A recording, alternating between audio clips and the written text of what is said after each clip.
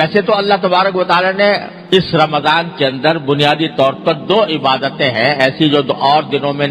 فرض نہیں تھیں یا سنت نہیں تھی، اس زمانے میں ہے۔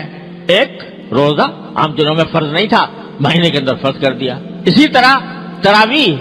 عام دنوں میں نہیں تھی، اس میں پڑھنا سنت مؤکدہ قرار دے دیا گیا کہ بھی سنت مؤکدہ ہے کہ تراویح پڑھو۔ بظاہر تو یہ 2 چیزیں ہیں، لیکن اصل مقصود یہ ہے کہ اس مہینے کے اندر ان 2 کاموں کے علاوہ آدمی جتنا ہو سکے اپنے آپ کو دوسرے مشاغل سے فارغ کر کے اللہ تبارک و تعالیٰ کی عبادت کی طرف متوجہ ہو۔ اور دنوں کے اندر صبح سے شام تک ہم مختلف مشاغل میں مبتلا رہتے ہیں، یہ ایک مہینہ اللہ کے لیے اپنے آپ کو فارغ کرنے کی کوشش کرو کہ اپنی مصروفیات، دوسری مصروفیات کم کرو، اور جو حقیقی عبادت کے کام ہے جس کے لیے تم دنیا میں بھیجے گئے تھے، جو تمہاری پیدائش کا مقصد تھا، اس کی طرف اپنی توجہ زیادہ بڑھاؤ۔ لہذا اس میں روزے اور تراویح کے علاوہ آدمی اس بات کا اہتمام کرے کہ تلاوت قرآن کریم کی تلاوت عام دنوں کے اندر اتنے کرنے کا موقع نہیں ملتا، جتنا ہو سکے قرآن کریم کی تلاوت زیادہ سے زیادہ کی جائے۔ یہ نبی کریم صلی اللہ علیہ وسلم کی سنت بھی ہے، اور جب رمضان کا مہینہ آتا تھا تو حضرت جبریل امین علیہ السلام نبی کریم صلی اللہ علیہ وسلم کے ساتھ قرآن کریم کا دور کیا کرتے کہ ہر رمضان کے مہینے میں کہ جتنا قرآن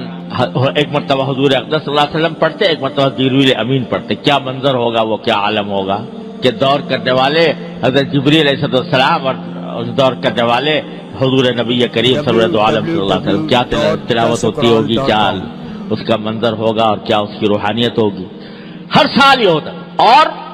آخری سال جو آپ کی دنیا میں تشریف رکھنے کا آخری سال تھا، اس میں 2 مرتبہ یہ دور کیا گیا سرکار دو عالم صلی اللہ علیہ وسلم اور جبریل امین کے درمیان۔ تو اس لیے قرآن کریم کی کو خاص نسبت ہے رمضان سے۔ تو اس میں رمضان کے اندر پہلے سے طے رکھیں کہ بھئی تلاوت قرآن کی مقدار عام دنوں سے زیادہ اس میں بڑھائیں گے، اور بھائی تلاوت تو ہے ہی، ساتھ ساتھ اگر اس کے بھی اہتمام کیا جائے کچھ وقت نکال کر، اگر پہلے کبھی موقع نہیں ملا ہے تو قرآن کریم کا ترجمہ، اس کی تفسیر کسی مستند تفسیر کے ذریعے کی مدد سے اس کو پڑھنے کا بھی اہتمام کیا جائے۔ تو تلاوت، پھر چلتے پھرتے ذکر، اور بعض وہ عبادتیں، نفلی عبادتیں جو عام دنوں میں ادا کرنے کی توفیق نہیں ہوتی، رمضان کے اندر اس کا اہتمام کر لیا جائے۔ مثلا آخر شب میں تہجد پڑھنے کا عام دنوں میں اگر موقع نہیں ملتا، یہ توفیق نہیں ہوتی، تو سحری کے لیے تو انسان اٹھتا ہی ہے، اس سے کچھ پہلے اٹھ جائے اور کچھ رکعتیں تہجد کے پڑھ لے، 8 رکعتیں، 6 پڑھ لے، 8 پڑھ لے، اچھا ہے کہ 8 پڑھ لے۔ عام دنوں کے اندر تراویح کے بعد، مغرب کی نماز کے بعد 6 رکعتیں مسنون ہیں، یعنی نفلی عبادت نہیں عام دنوں میں موقع ملتا، اب پڑھ لے۔ اشراق کے بعد جو رکعتیں، 2 رکعتیں یا 4 رکعتیں، یہ